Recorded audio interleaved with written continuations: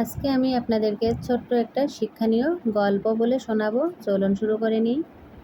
এক সময়ে এক গ্রামে একজন অলস ছেলে ছিল। সে সবসময় চাইতো কোনো কাজ না করেই সে 3 বেলায় সে ভালো খাবার খাবে।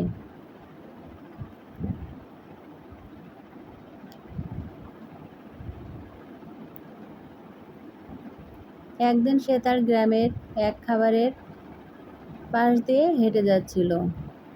যার সময় খেয়াল করলো সেই বাগানে অনেকগুলো ফল আছে। সে সিদ্ধান্ত নিল যে সে ওখান থেকে সে ফলগুলো চুরি করে নেবে। যখন সে বাগানে ঢুকলো, আপেল চুরি করতে লাগলো, ঠিক তখনই বাগানের মালিক তাকে দেখে ফেলল। তারপর দৌড়ে তার দিকে আসতে থাকে।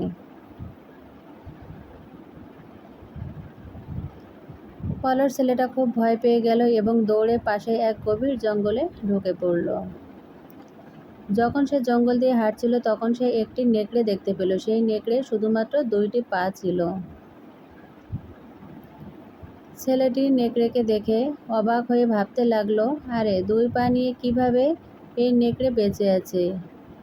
একে তো তার 2 পা নেই, তাই সে হাঁটতে পারে না, আর দৌড়ানো তো দূরের কথা। ছেলেটা মনে মনে এইসব ভাবতে ভাবতে হাঁটতে শুরু করলো। সে খায় বা কি আর অন্যান্য প্রাণীদের থেকেই বা কিভাবে থাকে। তারপর সে যখন নেকড়ে থেকে চোখ ফিরিয়ে সামনে এগোতে লাগলো, হঠাৎ তখন সে একটি সিংহকে দেখতে পেল। সিংহের মুখে একটা মাংসের টুকরো ছিল, সেটা নিয়ে সিংহ নেকড়ের দিকে যাচ্ছিল। অলস ছেলেটা প্রাণে বাঁচানোর জন্য গাছে উঠে পড়ল, কিন্তু সে খেয়াল করলো নেকড়েটি সেই একই জায়গায় বসে আছে। যেহেতু তার 2 পা নেই, তাই সে দৌড়াতে পারবে না। ছেলেটা কিন্তু ভাবতেই লাগলো।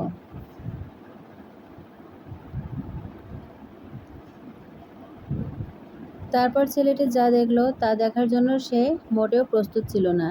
সে দেখলো সিংহটি মাংসের টুকরো এনে নেকড়ের খাবারের জন্য তার মুখের কাছে রাখলো।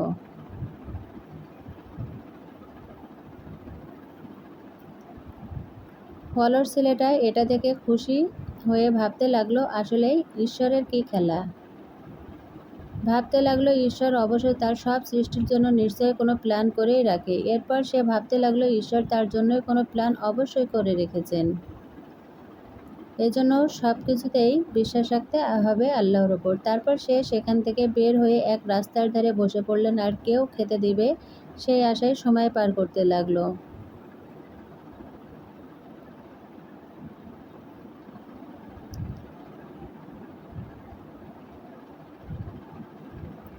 রাস্তায় হাঁটতে হাঁটতে সে এক ঋষির দেখা পেল আর তাকে সব খুলে বলে জিজ্ঞাসা করলো, বাবা ঈশ্বর, এই একটা সামান্য নেকড়ের জন্য উপায় করে দিলে, আর আমার জন্য কেন তিনি কিছুই করলেন না? ঋষিটি উত্তরে বললেন, হ্যাঁ, এটা সত্যি যে তিনি সবার জন্যই কোনো না কোনো প্ল্যান করে রেখেছেন, আর তুমি তো অবশ্যই তার একটা প্ল্যানেরই অংশ।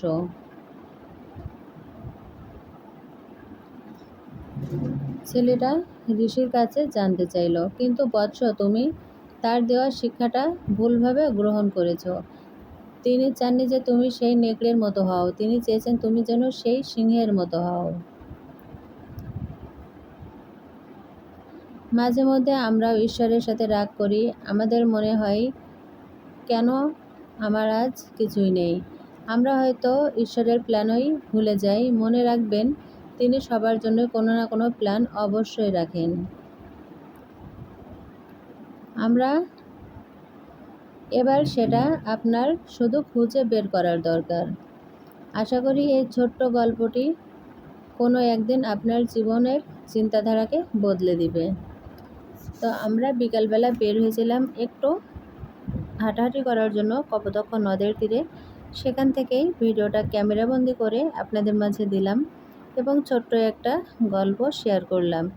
এজন্য আশরাফুল মাখলুকাত হলো সৃষ্টি, আমরা হলাম সৃষ্টির সেরা জীব। আমাদেরকে মানুষ হিসেবে সৃষ্টি করেছেন উপর আল্লাহ এবং আমাদেরকে সৎ পথে থাকতে হবে এবং আমরা বসে থাকলে যে কেউ খাবার আমাদেরকে গালে তুলে দেবে এমনটা না ভেবে নিজের কর্ম নিজেকেই করতে হবে এবং সবসময় চেষ্টা করতে হবে যেটা আছে সেটা নিয়েই সন্তুষ্ট থাকতে হবে এবং সবসময় বিশ্বাস রাখতে হবে আল্লাহর ওপর। তিনি সব কিছু ইনশাল্লাহ ঠিক করে দিবে। তবে চুপচাপ বসে না থেকে আপনার কাছে যেটা আছে সেটা নিয়েই আপনি কাজ শুরু করুন, চেষ্টা করুন। চেষ্টা করলে ইনশাল্লাহ আজ হোক কাল সফল হবেন ইনশাল্লাহ।